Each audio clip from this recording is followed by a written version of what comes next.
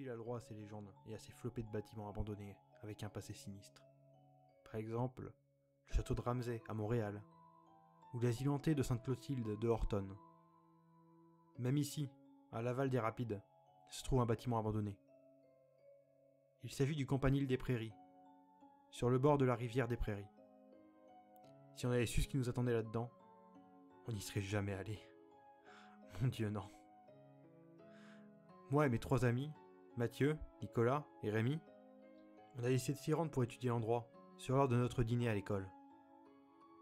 Le Campanile des Prairies était un petit bâtiment de 2 étages, dont les murs extérieurs étaient couverts de graffitis de toutes sortes. Toutes les fenêtres étaient barricadées avec des planches de bois.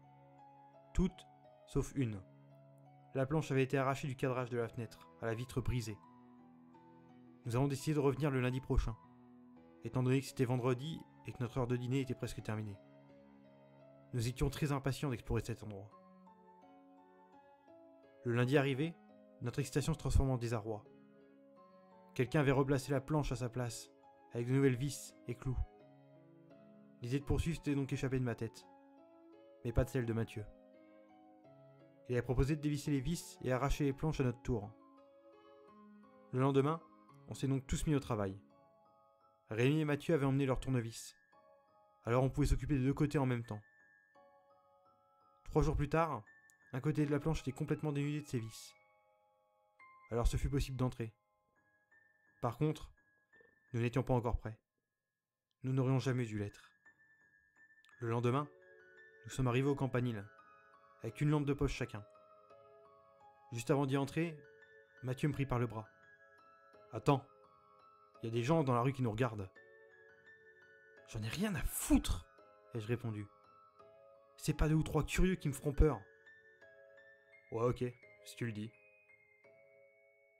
Ceci dit, nous étions entrés dans le bâtiment. Les murs étaient tous en morceaux, tout comme le plafond. Nicolas avait commencé à paniquer un peu. Le plafond va s'effondrer sur nous.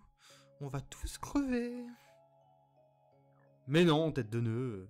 s'est écrié Rémi. « T'as la trouille ?» ?»« Bah oui, justement. » La noirceur nous entourait, excepté le faible halo de lumière que nous offrait l'ouverture par laquelle nous étions rentrés.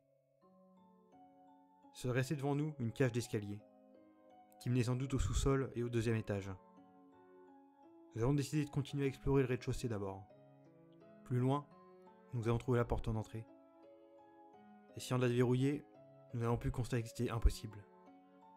Le loquet était figé dans la rouille. Soudain, on a entendu des pas au 2e étage. Des pas lourds et forts, comme si la personne qui marchait portait des bottes. Essayant d'ignorer cet incident, nous avons repris notre exploration. Nous sommes entrés dans une autre pièce, avec une porte de coffre-fort. Cette pièce sentait vraiment mauvais, comme s'il y avait eu plusieurs corps en décomposition. Je doutais de cette hypothèse, jusqu'à ce que Rémi pointe sa lampe sur le mur. Des tiroirs muraux, comme ceux qu'on trouve dans une morgue. Nous étions dans une pièce qui était réellement remplie de corps.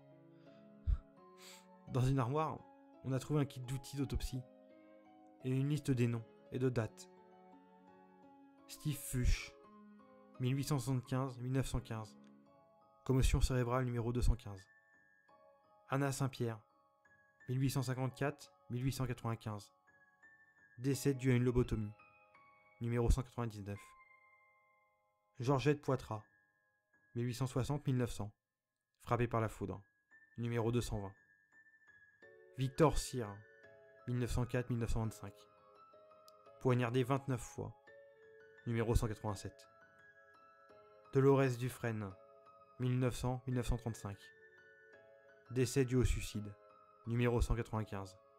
Martin Jacques, 1970-2011, décès dû à une lobotomie, numéro... Le dernier nom me donna des frissons dans le dos.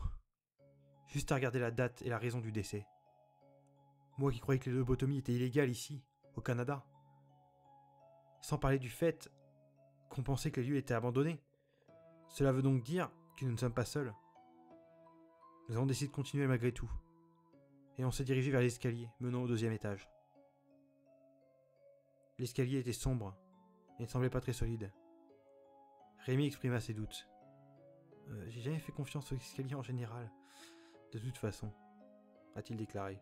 Je sais déjà que le plancher me semble assez fragile sous nos pieds, a ajouté Nicolas. Allez, laissez tomber. On monte, trancha Mathieu. Le faisceau de ma lampe de poche éclairait le sol, permettant de voir les divers objets qui jonchaient. Morceaux de bois, de vitres, des capsules de pilules vides, des taches de sang, des outils. Le deuxième étage était composé de plusieurs petites pièces, qui ne contenaient rien de très intéressant. Par contre, l'une d'elles habitait une penderie, dont la porte était fermée.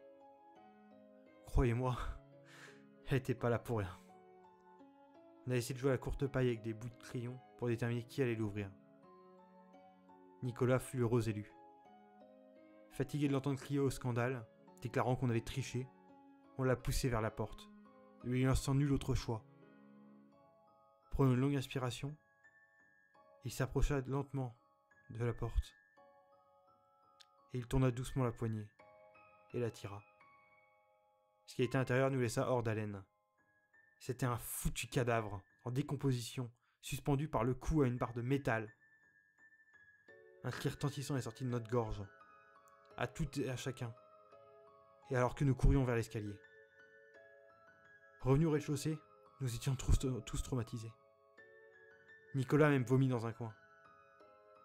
Ah merde, faut foutre le camp d'ici. Et vite! Je l'ai pris par l'épaule et je l'ai secoué violemment. Ta gueule! Ta gueule! Ta gueule! Tu dois rester calme, ai-je crié. Arrête de me secouer, ou je te gerbe dessus, a dit Nicolas, en prenant un teint verdâtre. En entrant ici, on s'est engagé à aller jusqu'au bout. On peut pas abandonner. Hé, réveille-toi un peu. On a trouvé une morgue et un gars qui s'est pendu en haut. Ça va être quoi ensuite? Des zombies? Des corps démembrés? Écoute, on va aller jeter un coup d'œil, et si c'est trop hardcore en bas, on fout le camp, c'est bon? Nicolas n'a pas répondu. Les marches menant au sous-sol craquaient sous nos pas. J'avais un mauvais pressentiment. Arrivé en bas, ce qu'il trouvait était trop pour le cerveau humain. Nous étions dans une salle rectangulaire, dont on ne voyait plus le plancher. Du sang le recouvrant en entier. Nous marchions dans une flaque de sang géante. D'un côté de la pièce, une table avec des outils ensanglantés. De l'autre, une table d'opération, avec un corps y étant allongé. En s'approchant, on a pu constater que son cerveau était à l'air libre. Mathieu fut le seul à avoir les tripes d'y toucher. Il était encore chaud, signifiant qu'une lobotomie venait d'être pratiquée sur cet homme. Soudainement, un rire machiavélique est venu du coin de la pièce. « Mais que vois-je? Des nouveaux cobayes à examiner ?» Même Usain Bolt, le record du détenteur du monde de sprint, n'aurait pas pu courir plus vite que nous à ce moment précis. Aucun mot ne peut décrire la frayeur que nous avons vécue dans le campanule des prairies. Aucun. N'y entrez jamais. Par pitié. Jamais. Si cette vidéo t'a plu, n'hésite pas à la liker et à t'abonner. Et on se donne rendez-vous mercredi à 14 h pour une nouvelle Creepypasta.